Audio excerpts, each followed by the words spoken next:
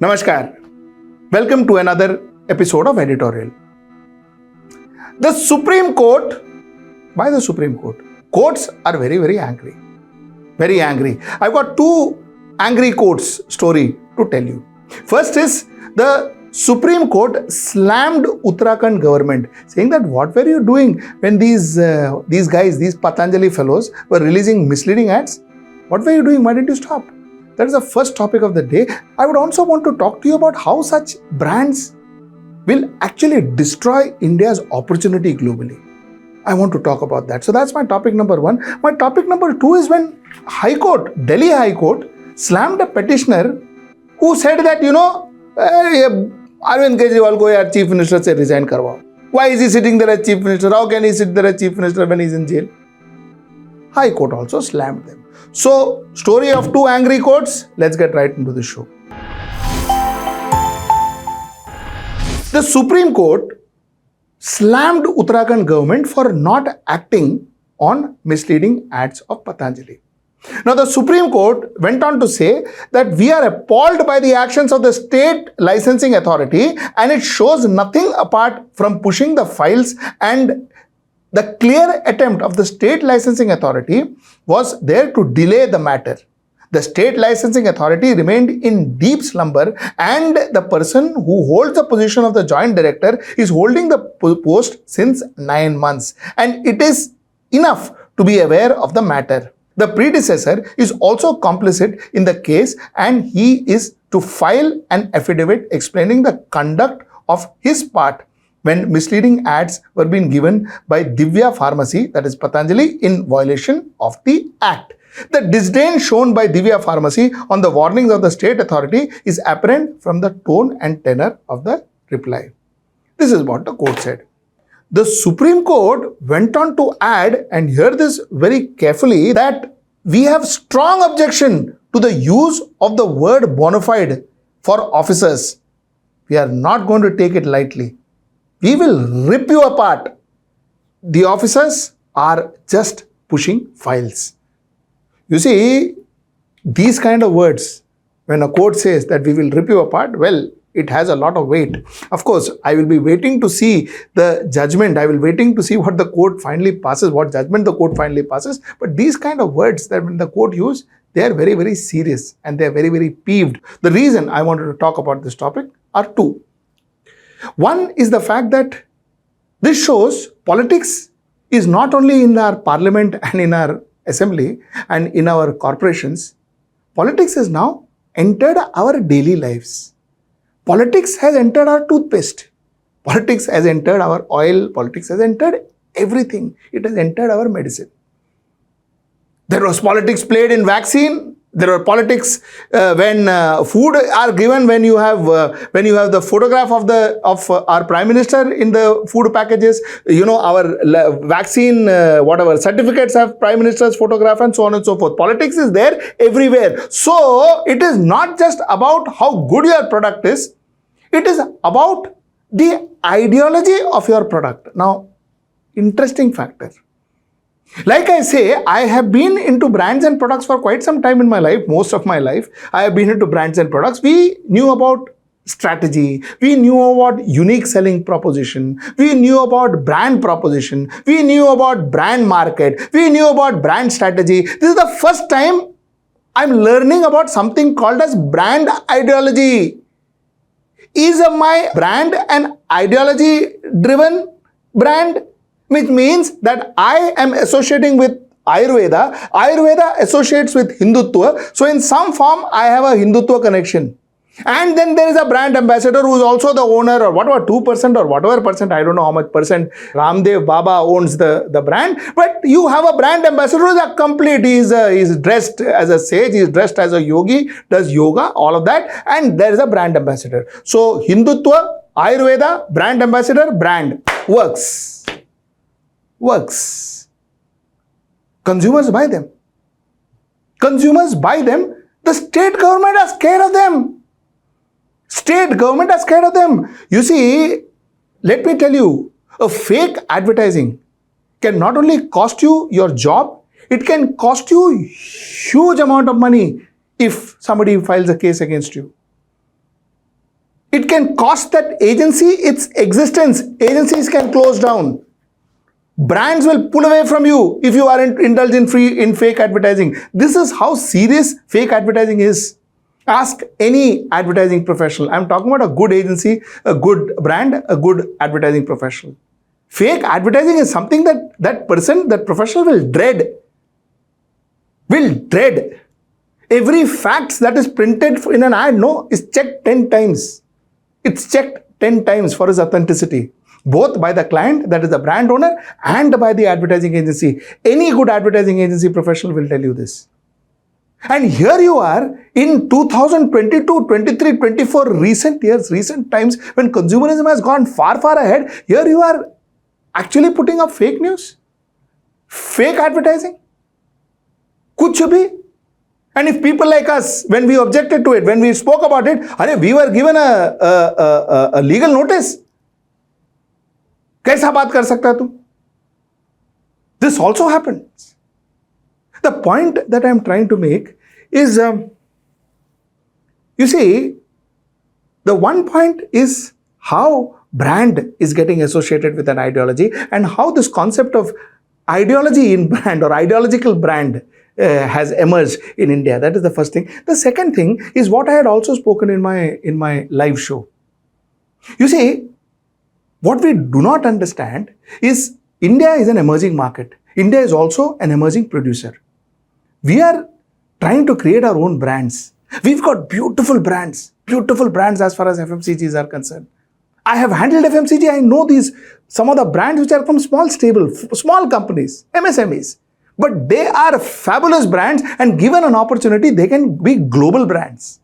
Some of the soap cakes that we make, some of the natural soap cakes that we make, some of the creams that we use, some of the toothpaste that we made, they were global standards. Global standards, truly global standards. Companies were small. They didn't have the kind of budget to make it big. Companies were small, but they were striving. But you never know, they could have got an opportunity. And companies like this, Patanjali, these people are going to spoil our name in the world. Because just imagine if the world comes to know that there was this brand saying that, okay, you take this and you will not have COVID, and your COVID will get cured and all that.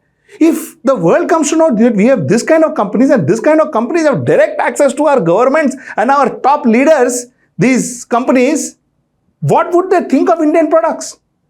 They would assume this is what Indian product is. This is the whole and soul of Indian products, wouldn't they? So the reason I am doing an editorial on Patanjali and the court verdict the third time in the last 15 days is because it not only creates, like I told you, creates this new concept called, ideology brand. Like you have ideology cinema now, like you have ideology everything now. It not only creates that, it also defames our nation. It defames genuine producers, brilliant producers of our country who are striving by making quality products to reach the globe. It actually stops them from going to global market. It defames them because these people have the money to shout. Those people don't. And when these people shout fake, when these people shout fake claims, the world starts assuming that like China, we are also producing fake products, which is not the fact. But one such brand can create that kind of image. That's the reason for this editorial. Let's get into my next topic. So like I said, a division bench of acting Chief Justice Manmohan and Justice Manpreet Preetham Singh Arora said that you are trying to involve us in political thicket. That's all. Okay, 50,000 cost on you. We will order. This is enough. This is the fourth round. Our board is full with litigants and who have actual causes. They went on to say, please don't give a political speech over here. Go to parlor or streets. Don't involve us in political thicket. Achha, what they meant, I will tell you. This is the fourth petition where the petitioner wanted the Chief Minister of Delhi, the sitting Chief Minister of Delhi, who is currently launched inside a jail, to resign. They say, how can Arvind Kejriwal be the chief minister. In fact, what they said is, I will read out to you. The council said that he is not fit to hold the post of chief minister. There are duties that need to be performed by the chief minister. How can he perform? The council said for the petitioner. Ki kaisa he is in jail, no? How will he run a state? He can't run a state. So you have to throw him out. You have to get him out.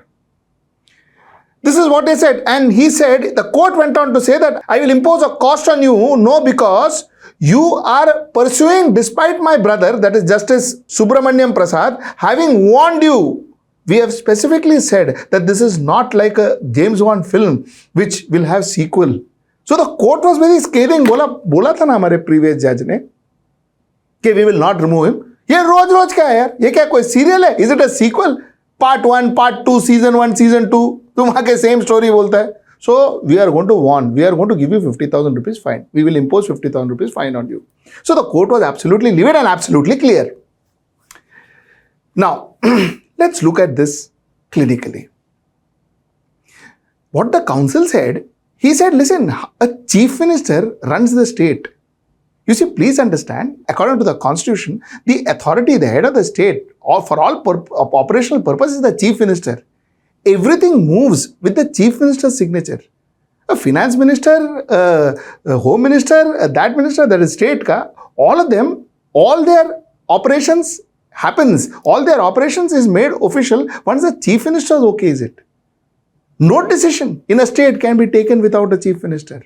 So, for every decision, a chief minister has to be present, has to have a concurrence with the decision. Number one. Number two, it is not that the chief minister, like that AAP member told me in my editorial, in one of my interviews, I'm sorry, that, you know, chief minister Arvind Kejriwal has no portfolio, so why should he be there? He is just there. So, he's like, you know, the state will run without him. It doesn't actually. It doesn't. Because what happens is, every decision, the chief minister is responsible.